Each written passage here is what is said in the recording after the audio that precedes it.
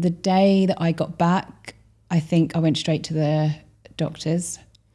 And then I got the call to say, you've got to come in to speak to us. Let's talk DXB. Real conversations by real people. Lorna, obviously LG to me. So we have been friends for 8 years or more than 8 years, actually. Yeah, I think you're probably now. one of my longest standing Dubai friends, which is not always normal in Dubai, as we know. So I really treasure and value our friendship, actually. Oh, and my only friend that has battled cancer. Yeah. And as I was like, obviously, I've gone through my own journey this year with divorce and life changing and just all of that trauma that comes with it. And a lot of that time, which I didn't mention in the beginning, I was like, how did Lorna cope with such like a big traumatic change? How did she get through it in Dubai? How did she stay in Dubai? So many questions that I didn't ask you when you went through cancer. Because my own very don't like to, share personal things. I didn't know if you'd feel awkward. I wasn't very good at having those types of conversations with friends. So I'm working on having more open, trusted, valuable conversations with trusted friends.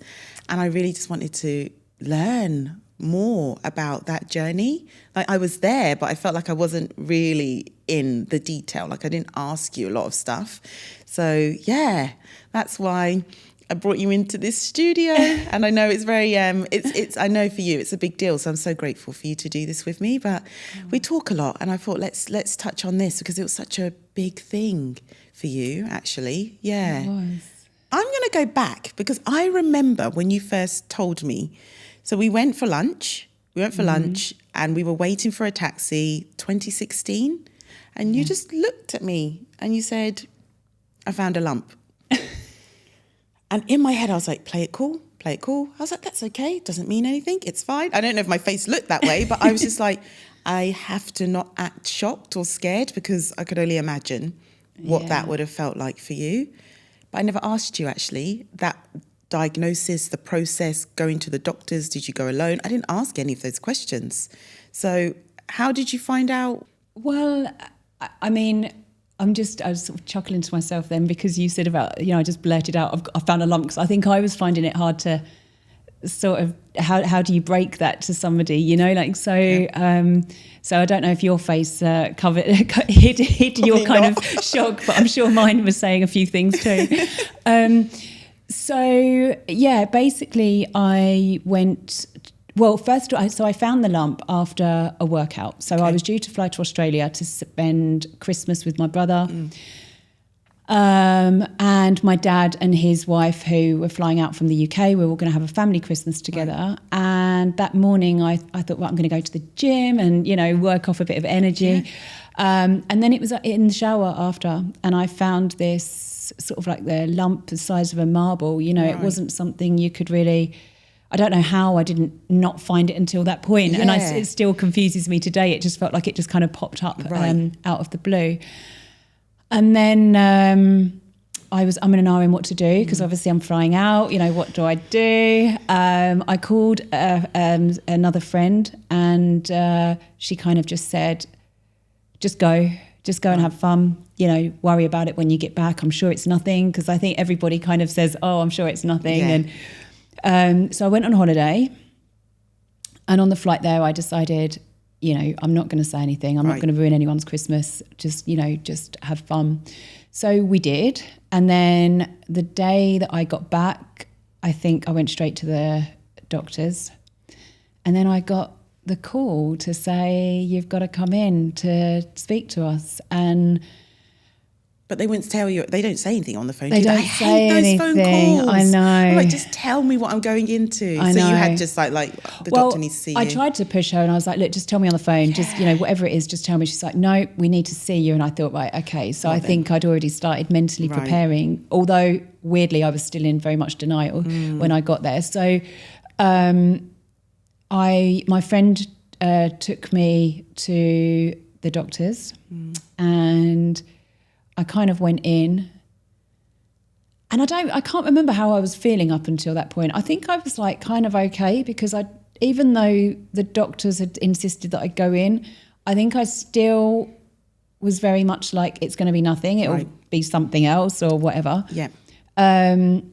And it wasn't even my doctor that saw me. It was another doctor that had seen my diagnosis come in. And while my doctor was on holiday, she decided to give me the diagnosis. So that so was it's kind of a stranger then, in a way. It was, it was really strange. And you know, when you see on a movie and somebody's kind of delivering bad news, but all you can hear, it's like you're underwater, or you could just hear this kind of, you know, this kind of... hear the words, And then at the end, she kind of just looked at me as if to say, have you just heard anything I've said? And then I was like, I'm sorry, are you telling me I've got cancer?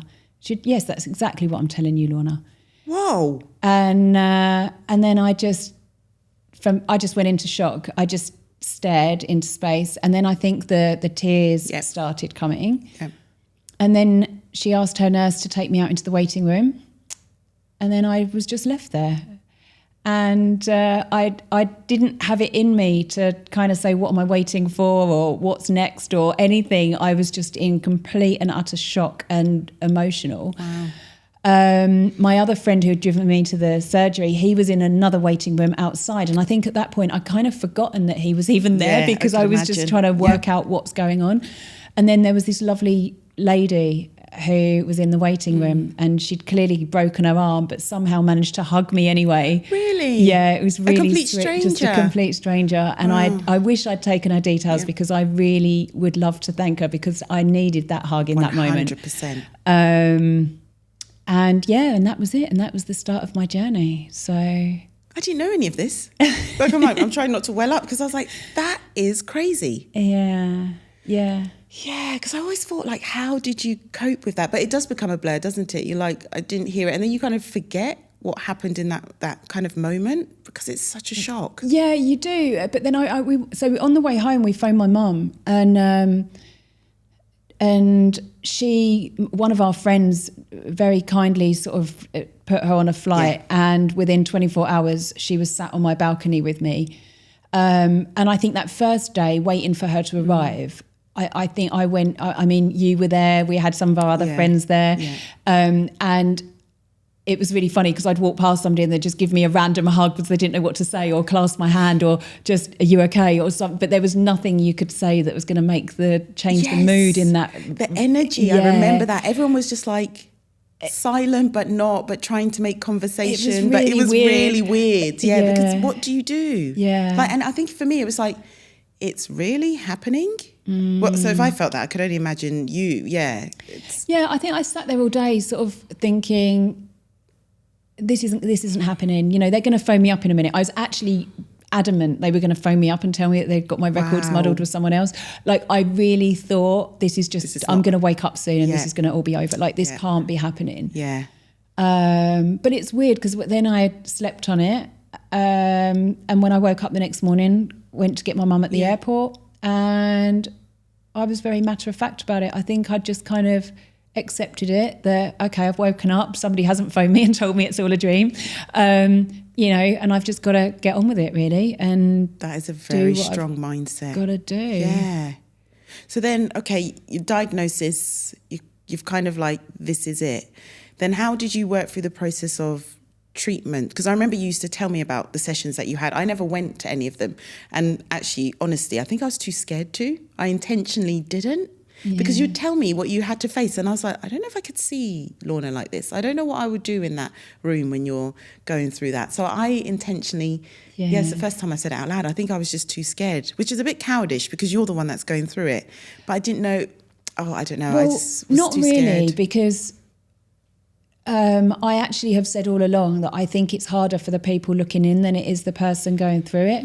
In some respect, in my case, I can't say that for everybody, but you know, I think because you get pushed through the motions, right? It's like, go for this test, go for this scan, go for this blood test, go for the, you know, so you kind of just do what you're told through the whole thing, whereas everyone else just looks on feeling helpless, and you know, they just feel lost. They don't know what they can do. There is nothing they can do to take it away from you or to help you through it. So I don't blame anyone that didn't come. You know, like and it, you know, my friend from the UK, my best friend, she came, and I know for a fact she found it really hard. Right. She's never told me, but I could just see it on her face. She was just really, I think it really broke her heart. So it is hard. And also I chose to wear that really stupid cold cap as well, which made me look like a real...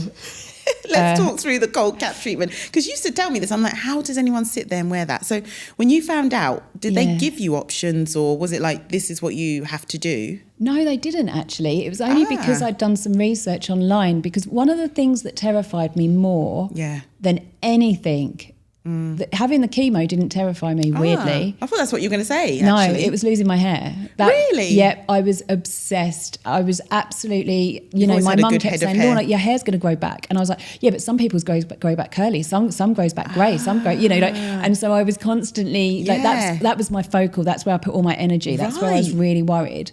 So through that, I found out that there's this thing called a cold cap. So then I asked the doctor about it one day, and he said, well, we have got one, but nobody ever gets through the first session. And I was like, right, you haven't met me yet, because I'm really stubborn. So I'm going to prove to you. Yeah.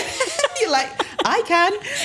Oh, so they never told you about this? No. And a previous patient had bought it, and then she donated it to the hospital when she got through it. So it was quite rare at the time. It was quite rare. I don't know now. I don't know how it is now. But I didn't know that. I thought it was like they gave you options and you decided to go for that one. Wow. No. So you did that first. So so you decided on that. And then what was that first session like?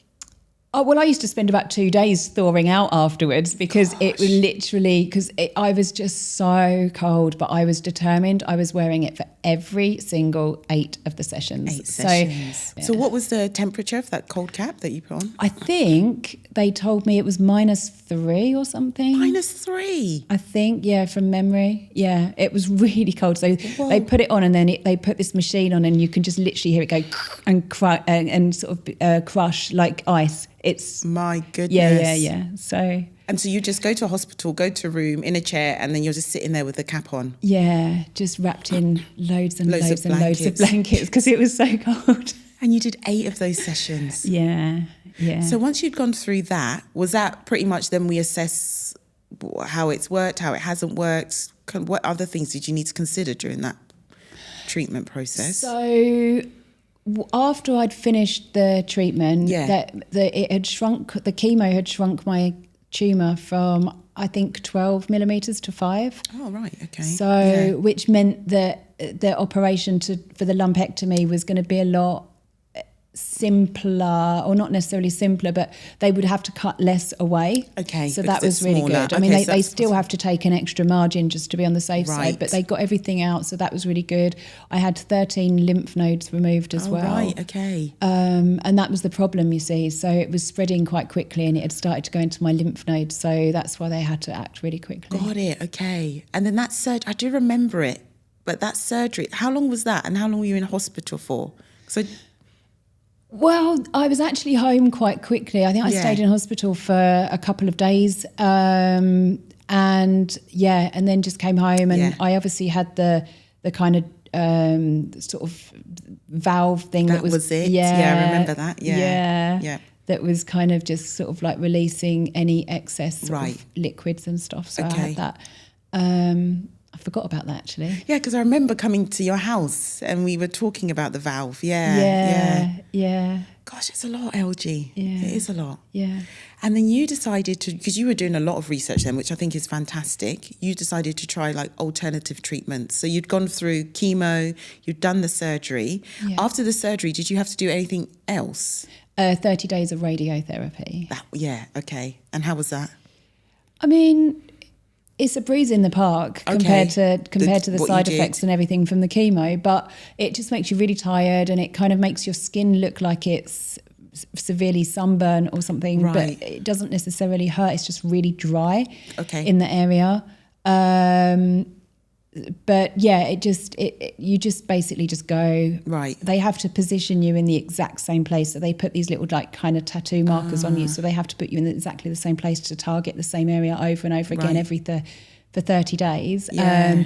So I couldn't wait for that to be over. But that was that. And then you started to research alternative options in terms of treatment. So what made you decide to do that? And what treatment, what route did you go down after that? Well, I'd already started with the alternative stuff while I was doing the chemo. So I didn't know that, actually. The doctors advised me against it. Did they? Yeah, because they felt like it was going to contradict the chemo in some way. But I felt that obviously my immune system was at an all-time low at that point. So I needed stuff. So they didn't really... Well, so they didn't agree with it. I don't think I told them that I was taking it. Doing it anyway. So I started that. And then it kind of just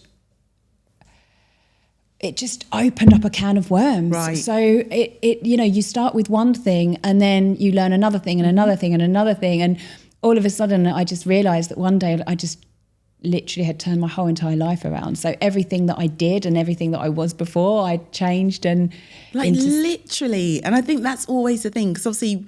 I think you came a bit before me to Dubai. Yeah, I'm coming up to 10 years. You probably would have done just a bit more. And obviously new to Dubai, we used to go out a lot, we used to socialise a lot. And you're still social, but it's literally like, I felt this was not overnight, because it's a journey, and it's actually the journey that you've gone through that has brought you here, doing fantastic things for yourself and for others, and we'll talk about that. But it was... You could just tell you were focused. You're like, if this is the route that's going to help me, then this is the route I'm going down. And you invested everything that you needed to. And I thought that was fantastic.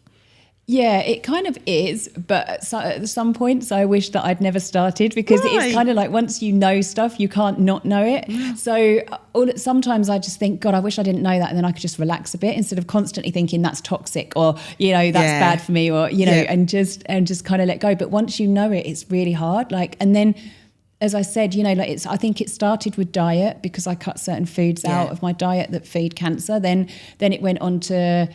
beauty products and kitchen pots cleaning and pans, products. I remember you were telling products.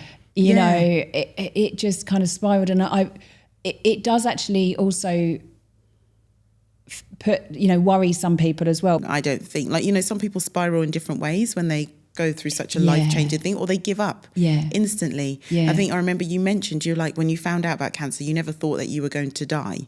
And most people that go through, when they hear those words, are like, oh gosh, I'm going to die. Which is very normal, because it's such a big deal. But you went into okay, I'm going to get through this, and how do I get through it, and what changes do I make in my life? And it was just it was amazing. It was amazing. It's weird, really. I mean, I remember my mum saying to me, I can't remember in what situation it was, but I remember her saying to me, you do realise, I know, it was because I was pushing myself to still work and still go to the gym. Yeah, I was going to ask you about that. And a couple of days after chemo, I'd be like, right, I'm going to the gym. I'll be hobbling off, and she'd be like, are you Lorna, you can't go to the gym. You've got to rest. The doctor told you to rest. And I was like, no, I'm going to the gym. And I think that's when she sort of said to me, you do know that you've actually got cancer, don't you? And you need to listen to the doctors. You haven't got flu. Yeah. And I was like, yeah, I know. But to me, it was just, I think it was just that I just didn't want it to control me, I wasn't going to let that take over, it was like, you can just sit at the side there. I'll deal with you in time kind of thing. Yeah, I'm getting on with my life. But that takes a certain type of mindset and person. I've always, from the years that I've known you, I've always known that you've got this quite willing, driven mindset when you put your mind to it, regardless. Some people might call it stubborn, Sharon, but yeah, maybe I'm being polite, but I feel like this was in a good way. There's no negative around it, I felt like you pushed yourself to be able to get through such a life-changing season. This is why I'm always sitting there, when I'm there crying, oh my gosh, my life has changed, my marriage is over, I'm a single mum. I'm just like, but LG, how she got through that process. But I think I did obviously go through that initial day of oh my God, how's this happening to me and whatever. And I think there were times definitely throughout it that I was I think I was in a taxi with my mum. I remember going down Shakeside Road and sort of just being really anxious. I think that was the day of my operation. Right, of course. So it wasn't all positivity, but there was a lady that went through it a couple of years before me as well that I worked with, and she just stunned me, you Right. know, like, Same, I was just amazed at her strength. And I suppose she probably really inspired me as well, because I was like, you know, I'm just going to be like her. I'm just going to get through this, you know, and get through it with positivity, because it doesn't really sit in there.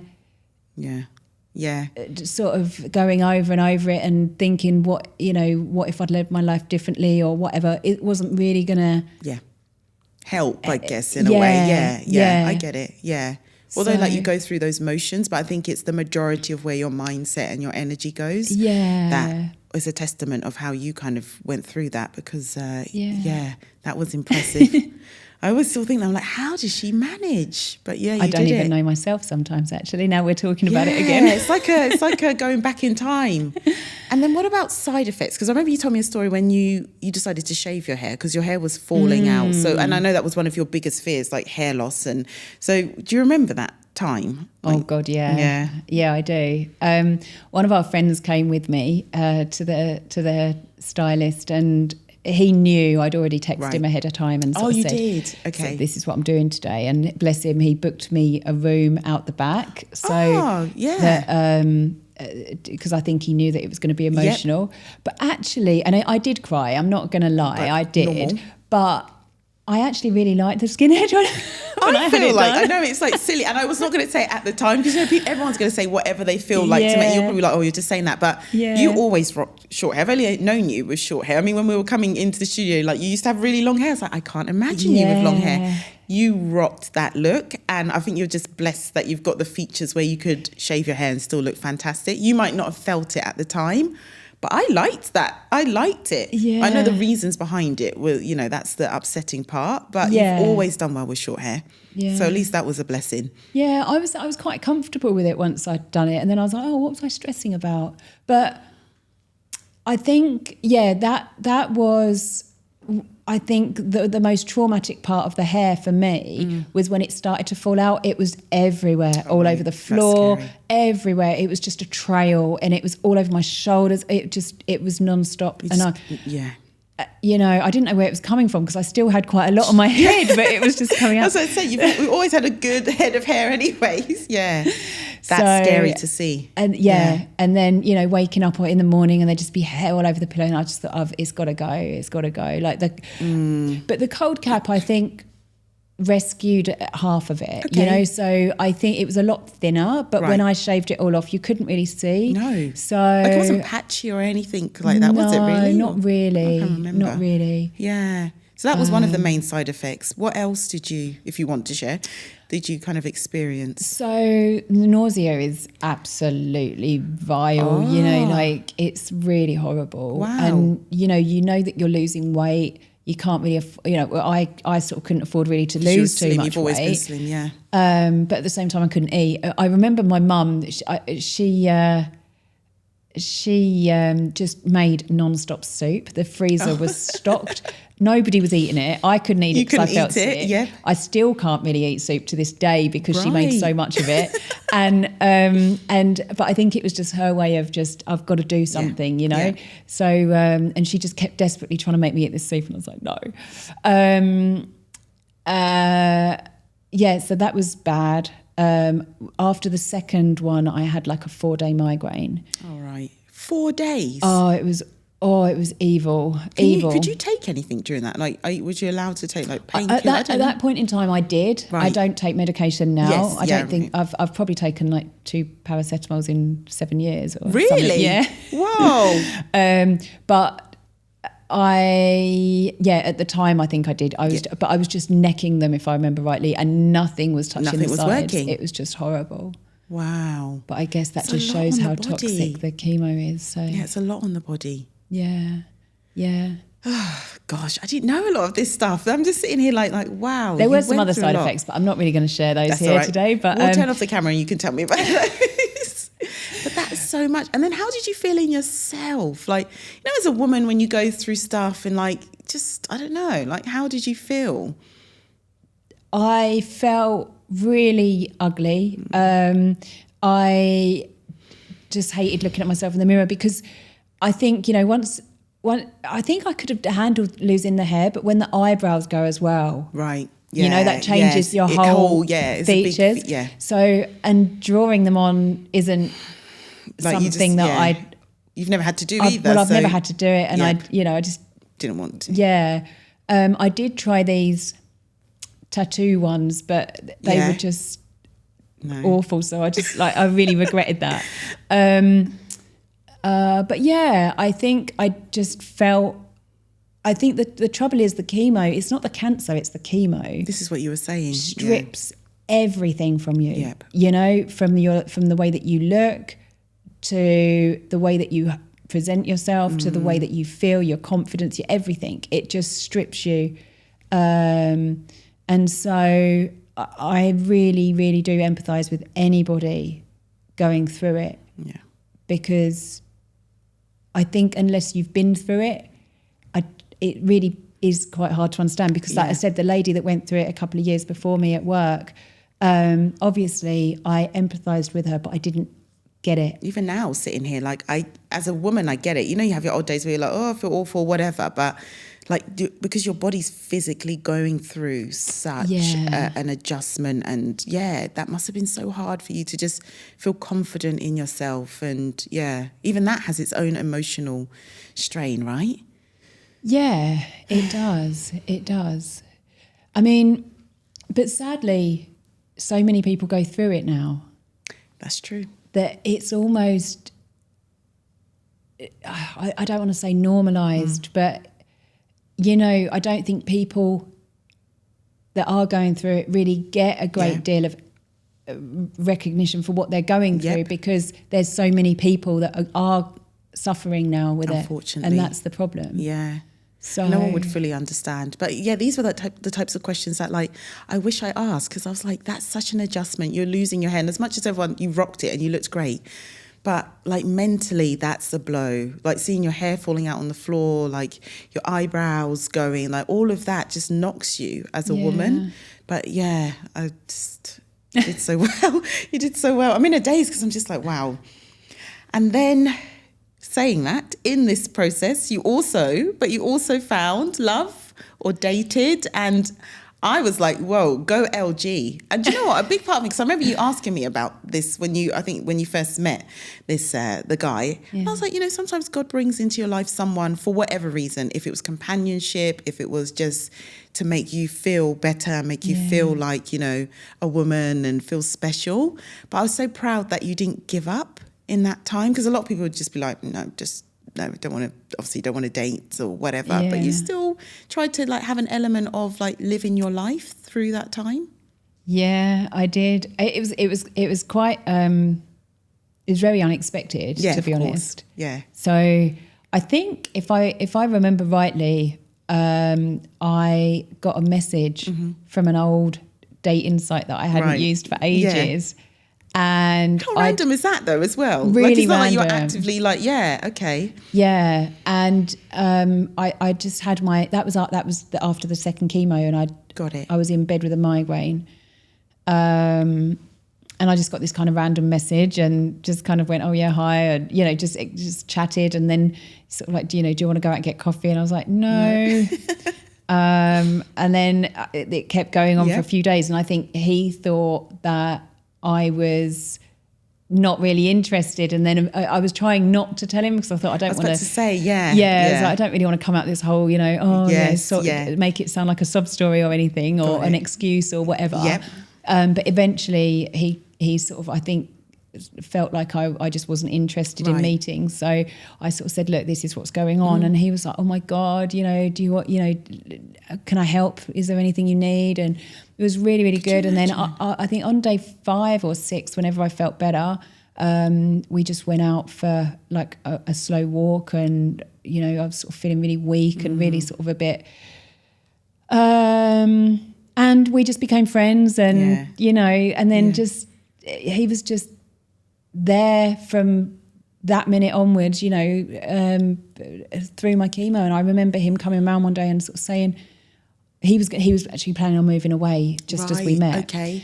And then he just sort of said, I'm not going. I don't know what will happen, but between us, but I feel like I need to stay here and help you through this. And he did. And he came to every chemo, sat there for hours, bored out of his brain. But was there. Yeah. And he's actually really into health as well and nutrition. I didn't know that, actually, yeah. So he actually really helped guide me in a lot of ways. Right. So he was constantly like sending me stuff, sharing information with me. And so it really felt like I had somebody that support, that not only supported me from an emotional standpoint, but obviously, really got what I was trying to do and where I was trying to go. Yeah. So that really helped as well. Yeah. Could you imagine? It just gives hope that there are decent people out there, because obviously naturally most people are like, oh, well, some people would probably like, sorry, I can't deal with it, which is fine.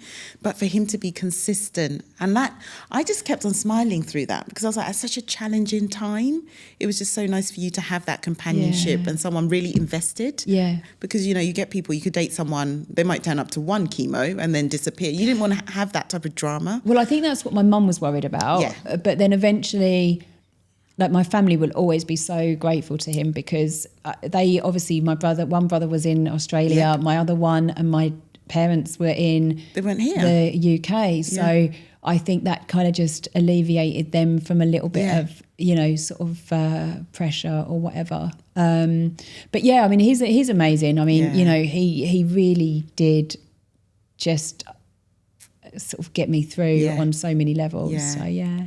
That was the nice part of that process, because that was quite early into obviously you doing your treatment as well. Very and to have early. someone so consistent and just a companionship. And also it just gives you that confidence, because we're talking about obviously being a female going through that, but still being desired by someone and having someone complimenting you. That makes a difference during such a difficult time. Yeah, I did give him a get out clause. I did say to him. I remember you told me that. Yeah, I was like, you do know this is probably going to get quite grim, like, because obviously, you see people on movies going through cancer that are being sick and all sorts. Luckily, touch wood, I wasn't physically sick. I just felt sick a lot of the time. But I did say to him, that you do know that this is going to get quite grim. And he was like, I don't care, Wow. So yeah.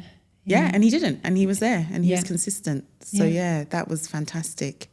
One question I had, because like we said, a lot of your family are in the UK, your brother outside of Dubai, because I had this a lot. When I first got divorced, obviously I'm here by myself with my son, and everyone's like, just go home.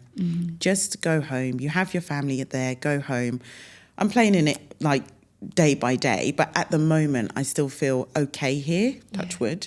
But I'm sure, because I think I asked you that as well. I was like, are you not going to go home? Like, you're going to stay in Dubai? But what made you decide to stay? Because it was obviously your mum came for a bit and we were here, but sometimes it's not the same, right, as having like your family around. But you fought through it in Dubai. What made you decide to do that? Yeah, there was a few reasons really. I feel like Dubai is my home. Yeah. I've been a long here time, 10 years now. Yeah. So, or at the time, 6 or 7 years. Yeah, 6 years, I think, at the time. And I feel like the treatment is a lot more advanced here as well.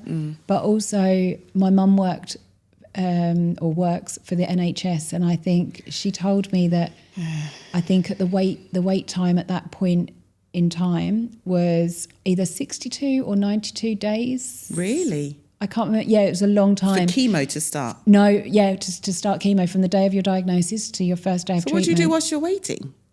And I think it's even worse now. Because it's so if your cancer's that aggressive, you need to move quickly, right? Yeah. Yeah, no. Gosh. So, and I got diagnosed.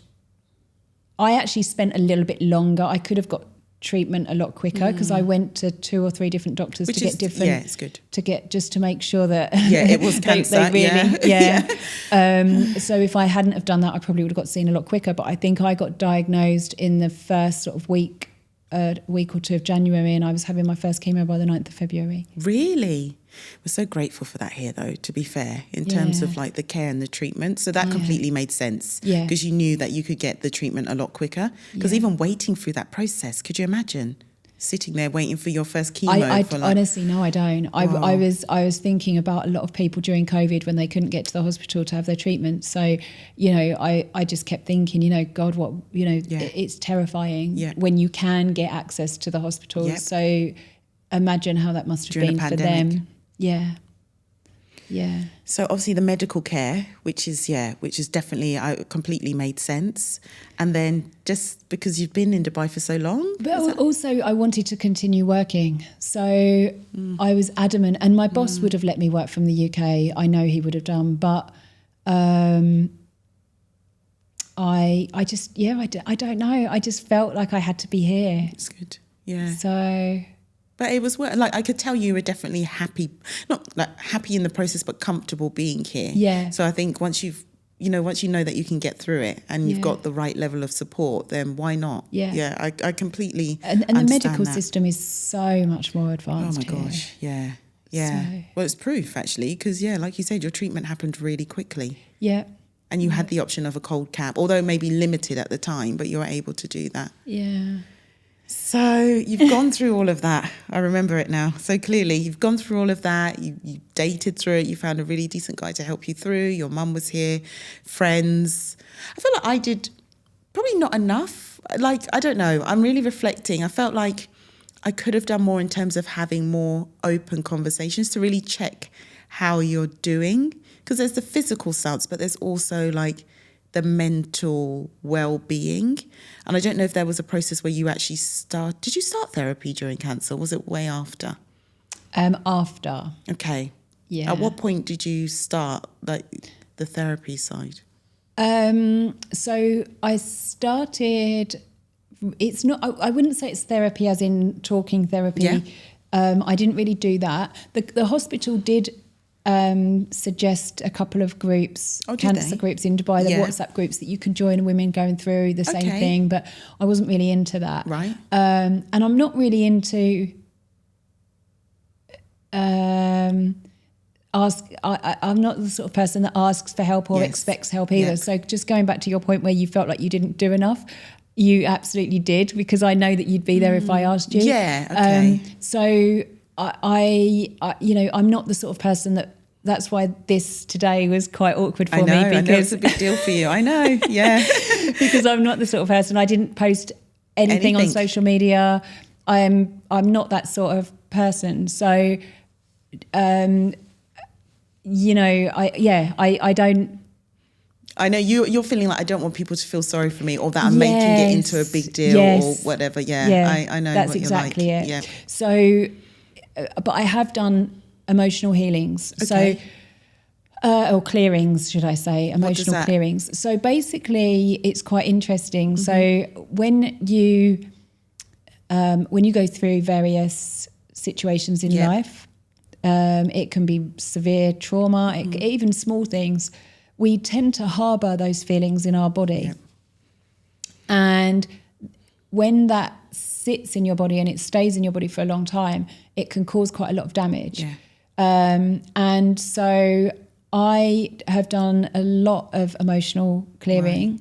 Right. And when we started, I was in sort of almost like it was actually really painful, because the particular treatment that this lady does, it's like a really gentle massage, but it felt like she'd almost put like barbed wire around my arm. I was screaming in pain, and that was on my right side. But interestingly, doctors always ask me, what side was your cancer on? Because the left is your feminine side and the right is your masculine side. So my cancer was on my left, but all of my blockages from all of my sort of past relationships and whatever had been stored in my right side. And that's where your pain... And that's where the pain was coming from. So, but it was... Crazy. Yeah. So I've done a lot of that stuff. Obviously meditation, breath work, and yoga for a period of time. I haven't done yoga for a while now, actually. But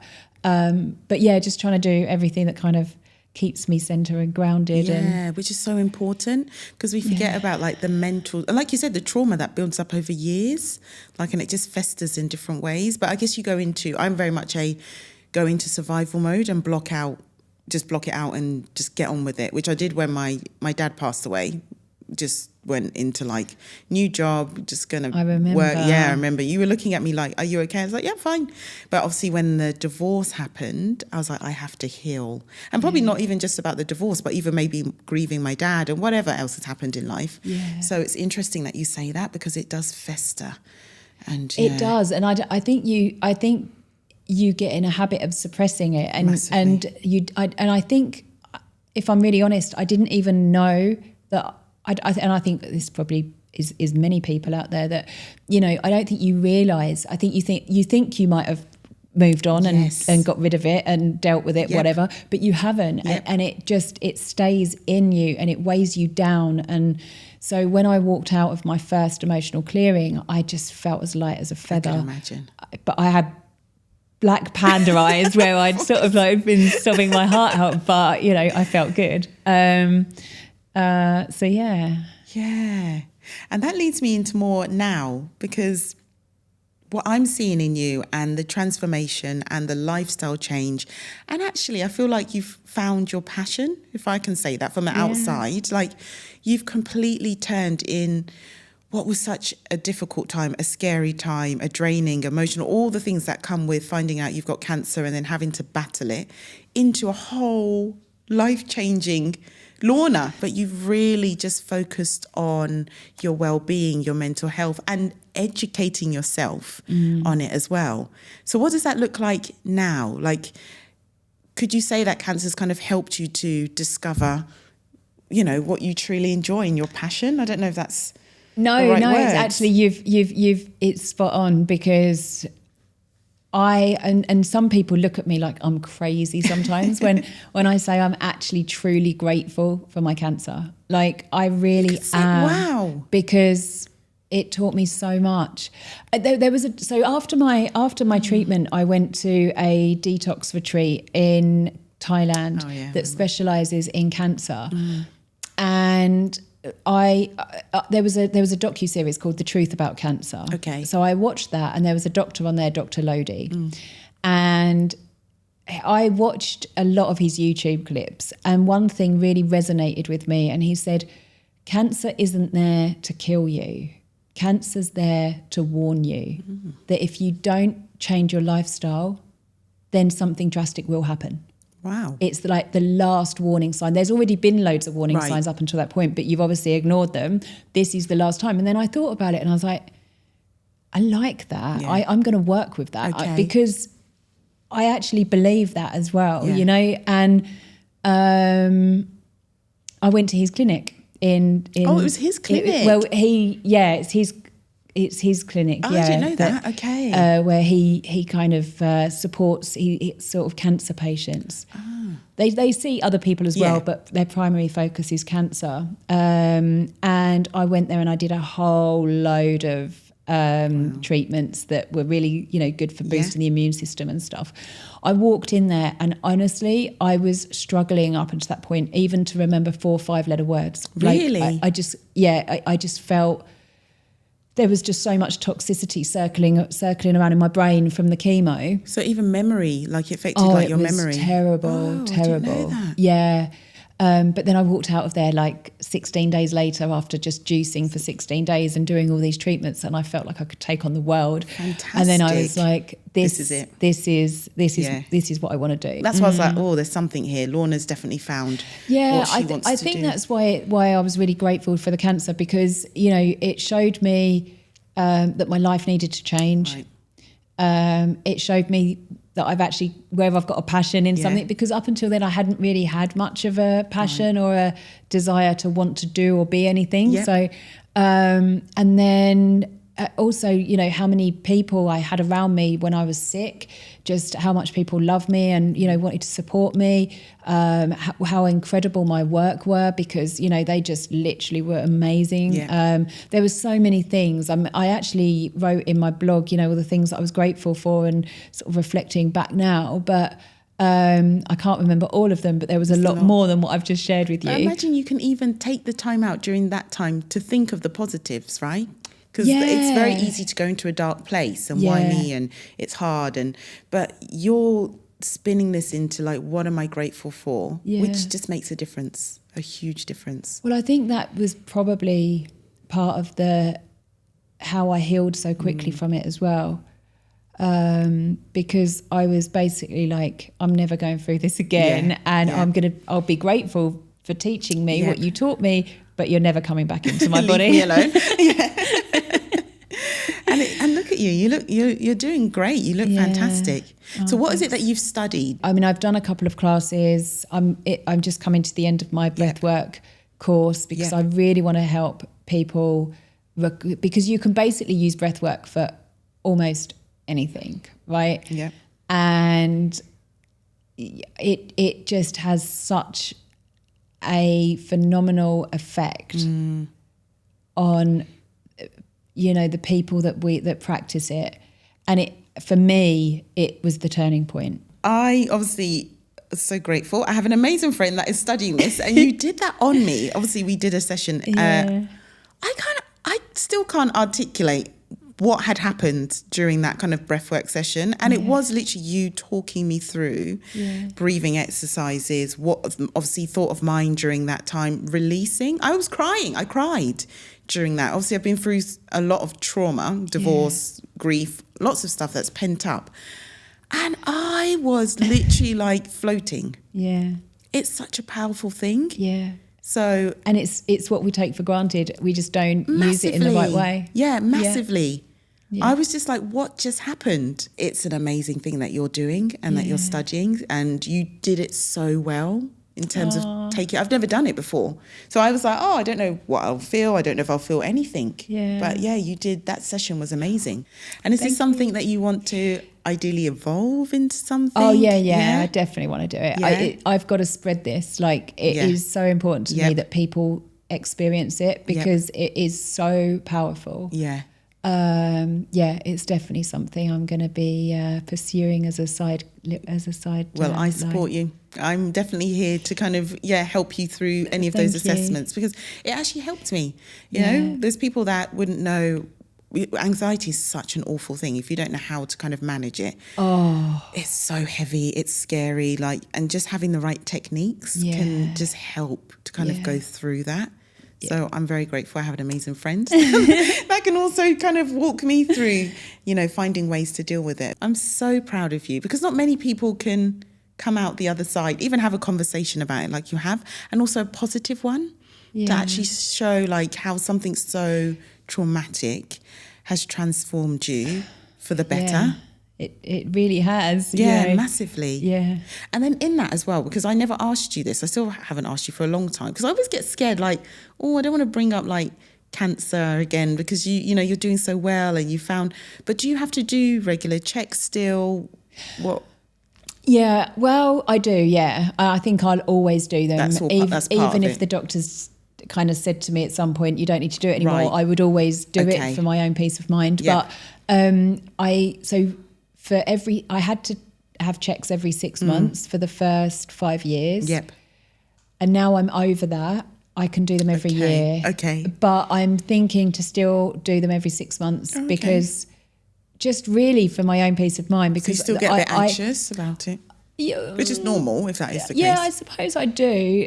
I think the longer you leave it, if, say for example, if I tested every December and March I started to get something, then that's 9 months for it to progress, it's just knowing, isn't it? I think regular checkups are best. I haven't been to a conventional doctor for 7 years, so I do everything through alternative naturopathic doctors. So the test that I have done isn't a mammogram. Right. That's my personal choice. Yeah. What I do is a lot. It's non-invasive. Right. It's like a thermogram type thing. Okay.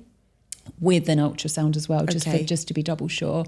And I'm happy with that. Yeah. And I think anyone going through it has to go with their gut instinct. Yeah. So, the doctors wanted me to take this drug tamoxifen for 10 years. For 10 years? Yeah, and I just couldn't do it. Yeah. My gut instinct said, no, don't do it. Yeah. The side effects, if you read the leaflet of the side effects, I don't know. Right. There's no way, it just doesn't make sense for me. Yeah. So, I basically just listen to my gut instinct, and I have to do what's comfortable for me. Some people will always want to go through the conventional route, and that's fine. I respect their decision. But for me, that's all that matters. I think that's what it boils down to, right? Because it's your body, it's your journey, and anything in life, because it's very easy. There's so many opinions. I'm sure you would have gotten medical opinions, friends, everything, but you need to know how you want to battle this during that season. So I think that's only fair for you to do what's right for you, regardless of, what everyone else is saying and thinking. Yeah. Well, you're doing great, LG. Thank you. You're doing great. I'm just so proud of how you've just literally turned this into something so positive for your life. Yeah, I mean, like I said earlier, I think there just wasn't really I didn't purposely do this. It just kind of happened. Yeah. I just kind of went that way. I don't know. I surprise myself sometimes because I'm like, God, why haven't I ever sort of got angry or frustrated or whatever? But no, it just kind of just probably the first time ever I've been quite matter of fact about something. I'm just like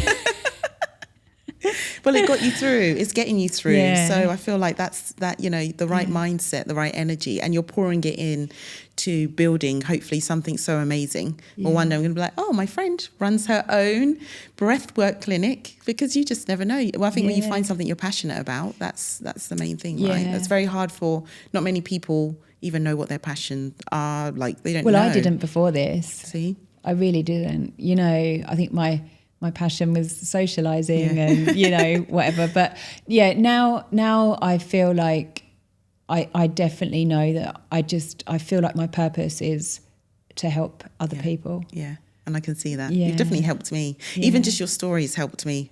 Honestly, I know when I put out my first podcast, I was like, a lot of that bravery and strength to still be in Dubai and cope with the change was because I've seen such a good friend go through such an enormous journey and still come out surviving. And I was like, I think I can do this. Yeah. You can do this. Yes.